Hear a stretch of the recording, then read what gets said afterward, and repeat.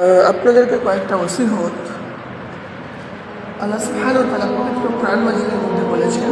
সূরাতুল হুজুরাত 49 নম্বর সূরা 11 নম্বর আয়াতে, ইয়া আইয়ুহাল্লাযীনা আমানু লা ইয়াসখার কওমুম মিন কওমিন আসা আন ইয়াকুনু খায়রান মিনহুম ওয়া লা নিসাউম মিন নিসাইন আসা আন ইয়াকুননা খায়রান মিনহুন্না ওয়া লা তালমিযু আনফুসাকুম ওয়া লা তানাবাযু বিল আলকাব।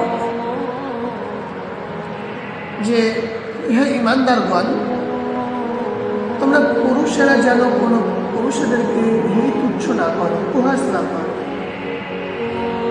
এবং মহিলারাও যেন কোনো মহিলাদেরকে হেই তুচ্ছ না করে, তিরস্কার না করে। এই আয়াত আল্লাহ সুবহানাহু ওয়া তাআলা এটাই বলছেন যে কোনো সম্প্রদায় পুরুষ সম্প্রদায় অপর কোনো পুরুষ সম্প্রদায়কে যেন হেই তুচ্ছ না করে। হতে পারে যারা হেই তুচ্ছ করছে, উপহাসকারীরা যাদেরকে উপহাস করছে তারা তাদের চেয়ে উত্তম, আবার যে উপহাসকারী নারীরা যাদেরকে উপহাস করছে তারা তাদের চেয়ে উত্তম।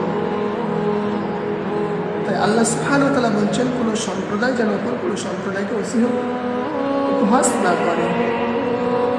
আপনাদেরকে এটাই বলবো, কোনো সম্প্রদায় কেন কোনো সম্প্রদায়কে উপহাস না করে। হতে পারে সে আপনার চেয়ে অনেক নিচু জাতের, বা আপনাকে আল্লাহ সুবহানাহু ওয়া তাআলা অনেক ধনসম্পদ দিয়েছে, তাকে আল্লাহ গরিব করে সৃষ্টি করেছে, তবুও আপনি তাকে উপহাস করবেন না।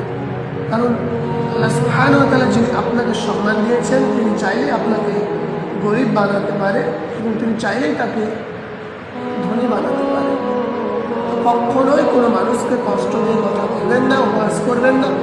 দ্বিতীয়ত আল্লাহ বলছেন, ওয়ালা তালমিযু আনফুসাকুম, তোমরা একে অপরকে দোষারোপ করবে না।